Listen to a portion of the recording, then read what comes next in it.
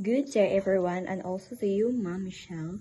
I am Annabel Gamali at BSOA 3A. I'll be discussing about the impact of Iran, US, and Israel, or what conflict on the Philippine supply chain. So how this war affect in Philippine supply chain. So for me, there is a big impact about our supply chain in Philippines. Number one is the oil prices could go up kay daghan kaayong Middle East countries involved sa global conflict. So once ang oil prices could go up, so we expect that many of commodities in our country in Philippines could go up, like transportation, and foods.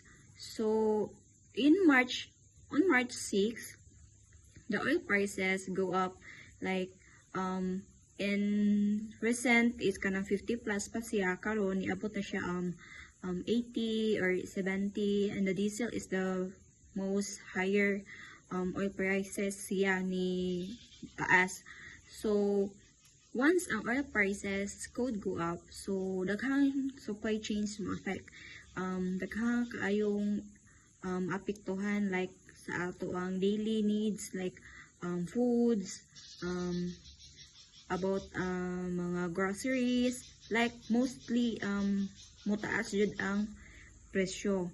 Then ang transportation, so expected na siya nga mutaas kayud kay transportation is kanang pinaka gamit gayud kay we can't go to our work, schools, or event nga imong duang importanteng lakaw without kanang mga sakyan nimo, diba? So dako siya effect, dako kayog effect sa atoa in Philippines, kay mostly dito magutag ako sa kanang oil sa Iran. So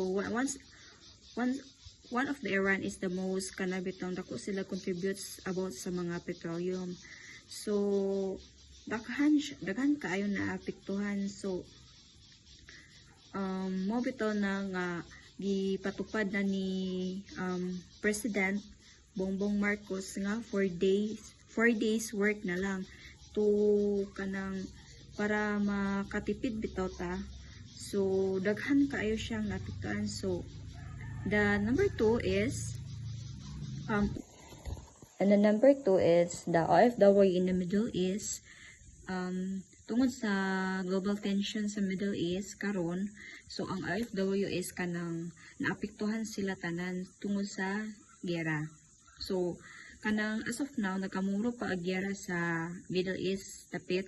So matud pa ni Bongbong Marcos, our president, na gina-priority daw nila ang OFW sa Middle East din sa atong gobyerno diri sa Pilipinas.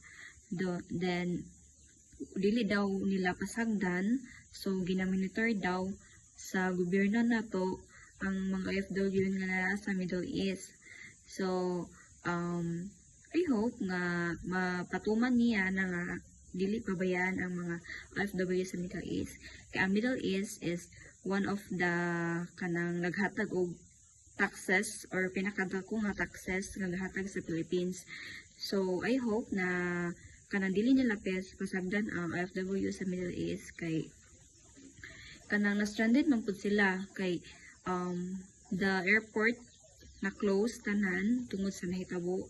And I have kanang relatives here there nga nagtrabaho sa Middle East, nga imbis mo siya din na siya kauli tungod sa nahitabo sa tension sa Iran, US, and Israel. So dako kay siya epekto sa ato ang lugar, which is sa ato mga kababayan dito sa Middle East. So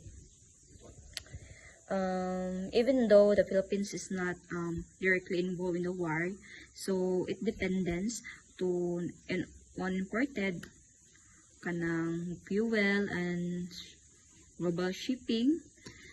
roads make it supply chains and vulnerable and geopolitical conflicts. So daghan siya mo complex about sa nahitabo sa Iran, US and Israel.